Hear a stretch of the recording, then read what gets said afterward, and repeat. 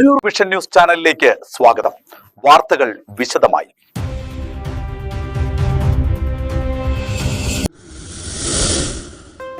Aroor വട്ടക്കേരിയിൽ road ഉപരോധം, താൽക്കാലിക കുഴിയടയ്ക്കൽ നാട്ടുകാർ തടഞ്ഞു. ഒടുവിൽ അരൂർ പോലീസ് സ്ഥലത്തെത്തി പണി തുടർന്നു.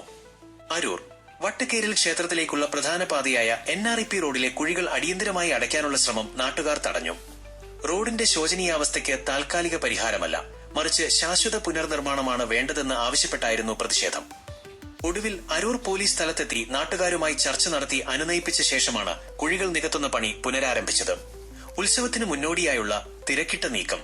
പ്രശസ്തമായ വട്ടക്കേരിൽ ഘണ്ടാകർണ ക്ഷേത്രത്തിലെ ഉത്സവം ഇന്ന് ആരംഭിക്കുകയാണ്. ഉത്സവത്തോടനുബന്ധിച്ച് ആയിരക്കണക്കിന് ഭക്തർ എത്തുന്ന സാഹചര്യത്തിലാണ് തകർന്നു കിടക്കുന്ന റോഡിലെ കുഴികൾ അടച്ച് സഞ്ചാരയോഗ്യമാക്കാൻ അധികൃതർ ശ്രമിച്ചത്. റോഡിന്റെ ശോചനീയാവസ്ഥ മൂലം ഇത്തവണത്തെ ഗരുഡ വാഹന എഴുന്നള്ളിപ്പുകൾ ദേശീയപാത വഴി തിരിച്ചുവിടാൻ പോലും തീരുമാനിച്ചിരുന്നു.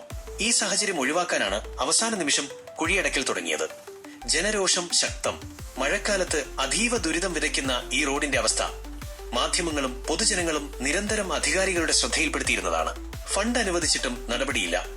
PWD റോഡ് പുനർനിർമ്മാണത്തിനായി ഫണ്ട് അനുവദിച്ചിട്ട് 1 വർഷം കഴിഞ്ഞു. ടെൻഡർ നടപടികളിലെ വൈകൽ. ഫണ്ടുണ്ടായിട്ടും ടെൻഡർ നടപടികൾ പൂർത്തിയാക്കി നിർമ്മാണം തുടങ്ങാത്തതിൽ നാട്ടുകാർക്കിടയിൽ വലിയ പ്രതിഷേധമുണ്ട്.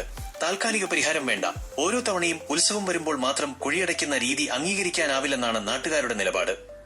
നിലവിൽ ആലപ്പുഴ ഫാറൂഖ് കൺസ്ട്രക്ഷൻ എന്ന സ്വകാര്യ കമ്പനിക്കാണ് കുഴിയടയ്ക്കൽ ചുമതല നൽകിയിരിക്കുന്നതെന്ന് 7ാം വാർഡ് മെമ്പർ PS ജിനമോൾ അറിയിച്ചു.